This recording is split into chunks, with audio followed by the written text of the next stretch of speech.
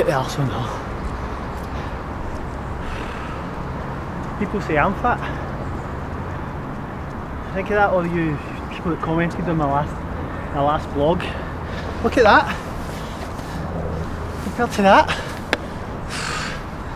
I think we know who's the fat one. And if you look at that, that's no ginger. That's actually black hair there. Ginger. It's that strawberry blonde. That's what it is. And there was that other idiot that said I wear Joe 90 specs. Joe 90 never even wore glasses. It was actually his adopted father that wore them, and they were a lot thicker. They had like the thick leg and the thick rim here, and they had nothing under there. Totally different, totally. The red ash reminds me of my sports days. When I was at school, we used to have a sports shirt day every year on this red ash. I went to school with this boy called Mikey Fielding. He was in a wheelchair, and he absolutely loved sports day. I mean, obviously he just liked watching it. He couldn't actually compete, but if spectating was a Commonwealth sport, Mikey would be a gold medalist. So anyway, this year we had this like student teacher come in. Her name was Miss Williamson, and she decided that Mikey should get a chance to compete. What she did was she entered him in the 50 metres race, and like she was going to push him, which if you ask me was a totally unfair advantage. But Mikey was happy with it, and Mikey's family were really happy about it, and his mum even bought him a pair of trainers, which that's totally pointless. To be honest with you, I think Mikey's mum was a wee bit, slow. Probably where Mikey got it for actually. But sports day arrived, Mikey was dead excited, and he was lining up for the 50 metres with Miss Williamson ready to push his chair, and the gun went off and they ran away, and they went straight into the lead.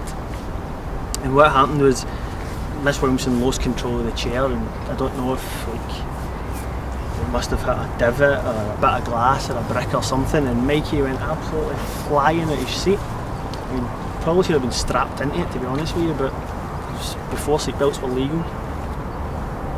And before seatbelts were compulsory, they've always been legal. He went flying out his seat, and his trainers get absolutely filthy. The PTA went absolutely nuts. Not because his trainers get filthy, I mean they weren't happy about that, but it was mainly because he went flying out his wheelchair, and this is before health and safety as well, but they still weren't happy. So what they decided was the next year that they would have to make it safe for Mikey to compete. So they hired out the KELVIN Hall, named after me. It was not really, it was just a joke. So they hired out the KELVIN Hall so that Mikey could compete, and he was doubly excited about this. He said, I've seen the wee boy's face, it's a shame for him, but he was just dead happy at getting to compete in safety, so he wouldn't get his trainers dirty this time, and he'd be able to cheat his way to victory. So the morning the thing came, you just couldn't control Mikey.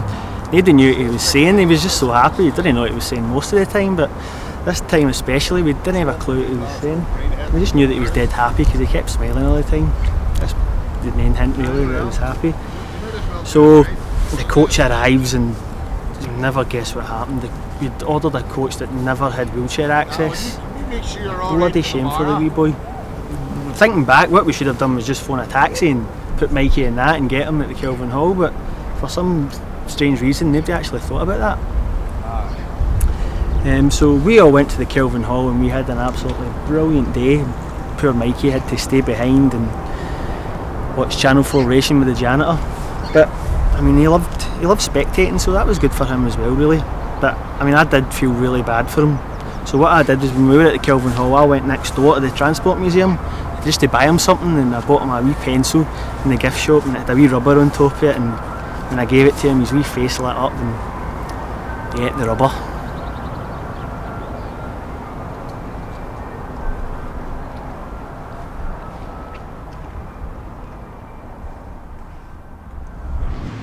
There's semen on that. Oh,